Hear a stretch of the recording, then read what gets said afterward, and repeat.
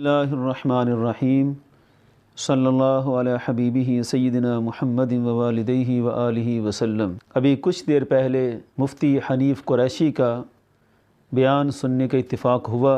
ہم سب سے پہلے تو اس کے بیان کا خیر مقدم کرتے ہیں اور اسے داد دیتے ہیں کہ شکر ہے، اسے محسوس ہوا کہ ضربیں بہت شدید لگ چکیں، اب مناظرے پر بیان دینے کے سوا کوئی چارہ نہیں، اور اسے بالآخر حتمی بیان جاری کرنا پڑا۔ حنیف قریشی آخر میدان میں آیا کیوں؟ اس نے تو چمن زمان کو چھوڑا تھا کہ وہ میری جان چھڑا دے گا، لیکن چمن زمان نے ان سب کو ایسا پھنسایا ہے کہ اب ان بیچاروں کو خود ہی کوئی نئے بہانے تراشنے پڑے کہ کسی طرح ہم نکل جائیں، لیکن پرانے سارے بہانے ہیں کیس کو ازبر، نئے بہانے بناؤ کہ مناظرہ آیا ہے۔ اب تو کوئی اور بہانے بنانے پڑیں گے، یا آپ کے پرانے بہانوں ان سے ہم اچھی طرح آشنا ہیں، کسی طرح بھی آپ کو بھاگنے نہیں دیں گے۔ چمن زمان نے جو میرا جواب لکھنے کی کوشش کی، اس میں ایک قاعدے پر اس نے اپنے سارے سوالوں کا جواب رکھا، حالانکہ وہ قاعدہ ہی غلط بیان کر دیا، تو لہذا سارے سوالات اسی طرح باقی ہیں۔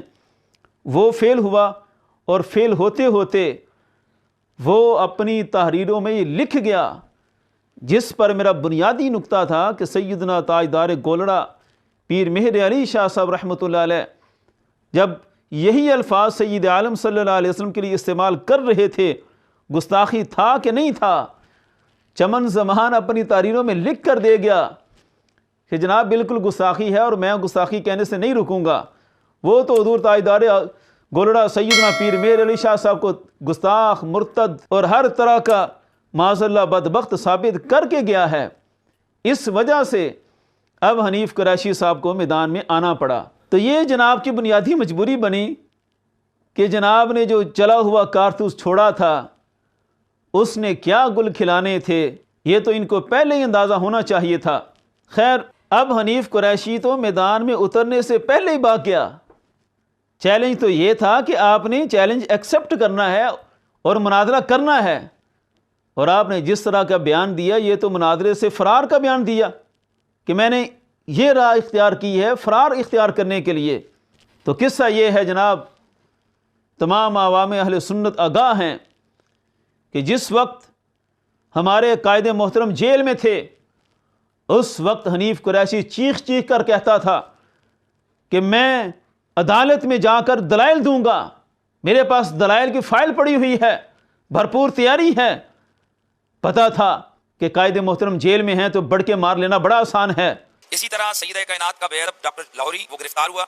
اب چونکہ ڈاکٹر لاہوری صاحب کا مطالبہ تھا کہ مجھے سپریم کورٹ میں بلایا جائے، تو چونکہ ظاہر ہے ایک درجہ ہوتا ہے، پہلے ایک چھوٹا عالم ہوتا ہے، پھر بڑا درجہ ہوتا ہے، پھر بڑا درجہ ہوتا ہے، تو فوراً تو سپریم کورٹ میں نہیں آیا، ابھی چھوٹی کورٹ میں ان کو بلا دیا گیا ہے، اور اب کیس عدالت میں ہے۔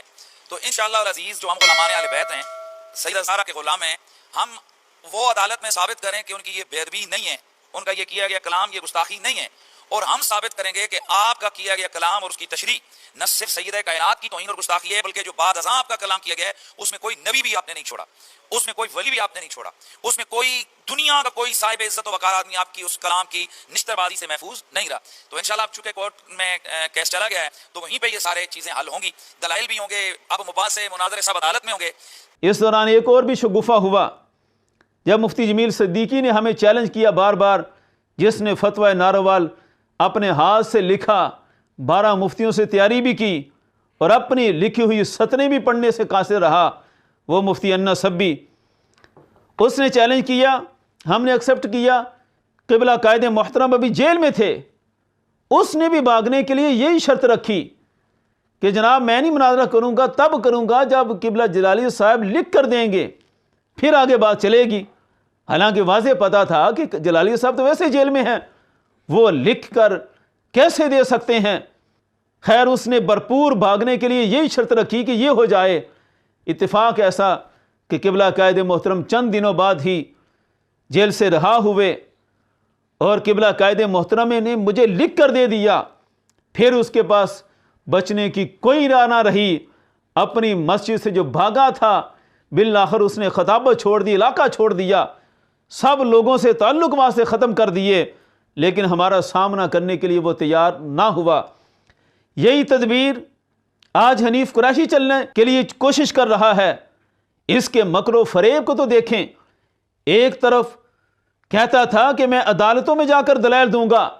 ہمارے قائد محترم جب باہر تشریف لائے 20 نومبر 2020 کو، اس سے جو متصل جمعہ تھا، قبلہ قائد محترم کو جب ساری رپورٹس دی گئیں، قبلہ قائد محترم نے جو جمعہ پڑھایا تھا، یہ ساری تاریخ نوٹ کر لینا یوٹیوب سے، گجرانوالہ کی سرزمین پر، اس جمعہ میں ہمارے قائد محترم نے کھلا چیلنج دیا تھا کہ کدھر ہیں وہ مناظرے کے چیلنج کرنے والے، عدالتوں میں جا کر بیان دینے والے۔ اب میں باہر ہوں، کسی میں ہمت ہے تو سامنا کرے۔ یہ بیان موجود ہے۔ آج بھی رضائے مجتبیٰ کے پلیٹ فارم سے گوجرانوالہ کے مسلمانوں کو گواہ بنا کر میں حکومت وقت سے مطالبہ کر رہا ہوں کہ یہ سارے کیڑے مکوڑے یا جس کو مناظرے کا شوق لگا ہوا تھا، جب میں جیل میں بند تھا اور عدالتوں میں مناظرے کی بات کرتے تھے، جب میں جیل میں بند تھا اور عدالتوں میں مناظرے کی بات کرتے تھے، میرا چیلنج ہے شرق سے غرب تک آؤ سپریم کورٹ میں گستاخی ثابت کرو تو میرا سر اترواؤ، ورنہ سارے 80 کوڑے کھاؤ۔ حنیف قریشی، مکر و فریب کی بھی کوئی حد ہوتی ہے۔ 3 سال سے قائد محترم کا چیلنج موجود تھا، اور چیلنج ہم نے تمہارے بیان پر دیا تھا۔ عدالتوں میں جانے کا دعویٰ تمہارا تھا، تمہیں ایک دعوت دی تھی کہ عدالتوں میں جانے سے پہلے آؤ نا ادھر، سپریم کورٹ میں جانا ہے تو جاؤ ادھر، مقابلہ کرو، فیس کرو۔ 3 سال تم نظر نہ آئے، تم ایسے غائب ہوئے جیسے گدھے کے سر سے سینگ غائب ہوتے ہیں۔ تم نے سب کچھ بھلا دیا، بھاگتے رہے کہ میری جان چھوٹ جائے۔ آج جب تمہاری دم پر دوبارہ پاؤں آیا اور تمہیں اس قدر شدید ضربیں لگیں کہ اب تمہارے لیے بچنے کی کوئی راہ نہ ملی، چمن زمان جس چلے ہوئے کارتوس کو تم نے چھوڑا تھا، وہ تم سب کو ہی کافر مرتد بنا کر بھاگ گیا۔ ظاہر بات ہے تم تاجدار گلڑا کو ولی کامل مانتے ہو، اور وہ اپنی تحریروں میں حضور تاجدار گلڑا کو گستاخ مرتد تک ثابت کر چکا ہے۔ اب جب کوئی راہ نہ بچی تو تم نے یہ بہانہ تراش لیا کہ حضور قائد محترم کیونکہ زیر علاج ہیں، تو یہ میرے لیے بڑا آسان بہانہ ہے کہ 48 گھنٹوں کے اندر اندر وہ اعلان کریں۔ حالانکہ جس پوڈ کاسٹ کو دیکھ کر وہ جو صحافی سفیان رضا کے ساتھ ہم نے بڑے مہذب انداز میں تم سے گفتگو کی تھی، اس میں پہلا سوال تو یہ تھا قبلہ قائد محترم کی طبیعت کے لحاظ سے، اور اس میں نے بیان کیا تھا کہ حضور امام جلالی زیدہ شرفہ کا بڑا حساس نوعیت کا آپریشن ہے اور ہر طرح کی ملاقات بند ہے۔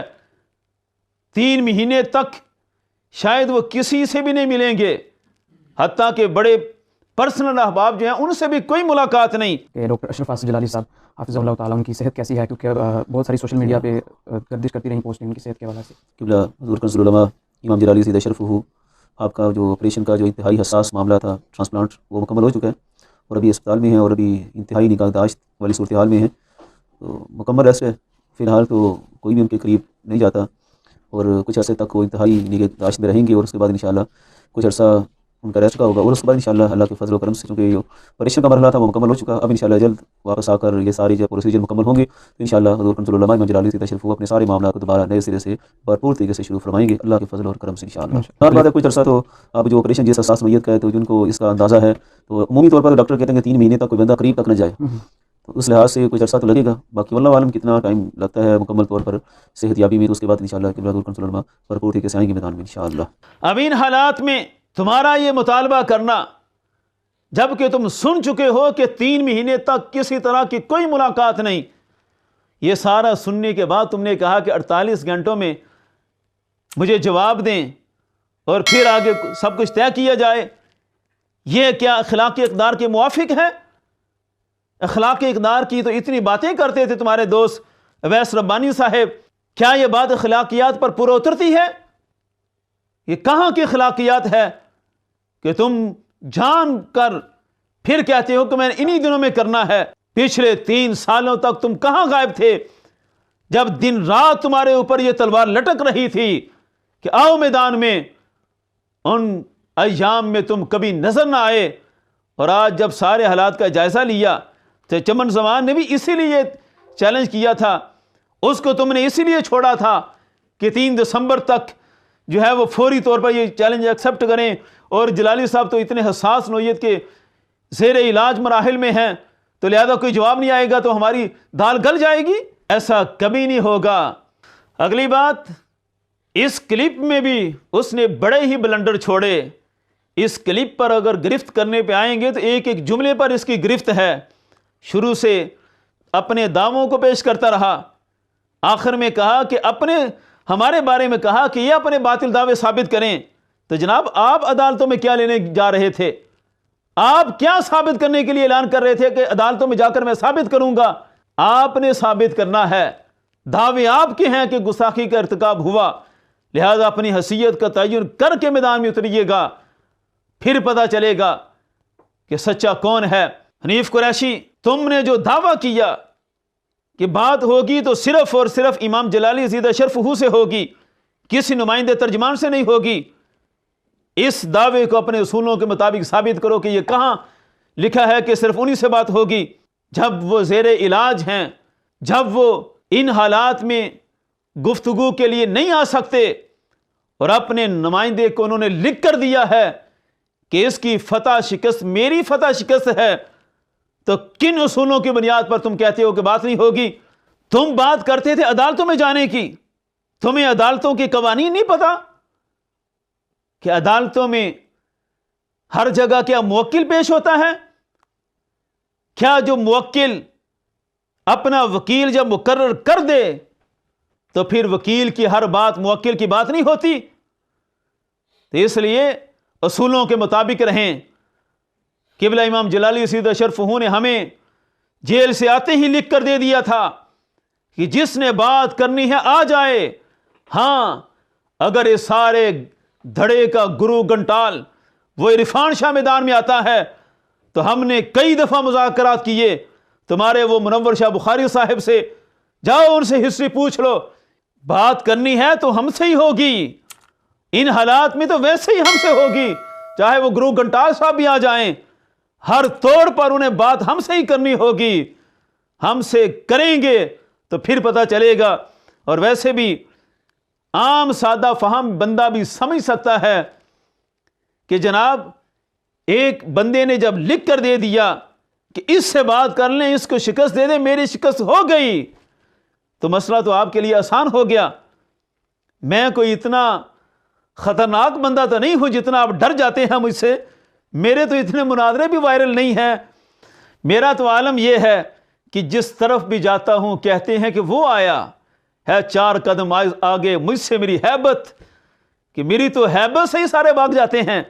تو جناب اتنا خوف زدہ نہ ہوں، تھوڑا سا ہوش میں آئیں، تو جناب ہمت کریں، میرا سامنا کرنے کے لیے تیاری کریں، بھاگنے کے لیے راہ نہ اپنائیں، آپ کے لیے تو مسئلہ آسان ہو گیا۔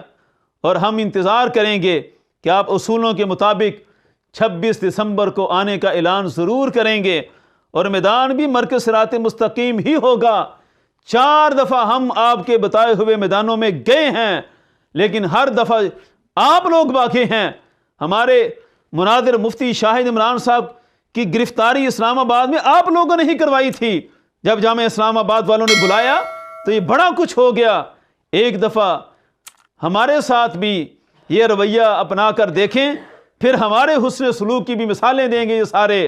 انشاءاللہ 26 دسمبر کو مناظرہ ہو کر رہے گا۔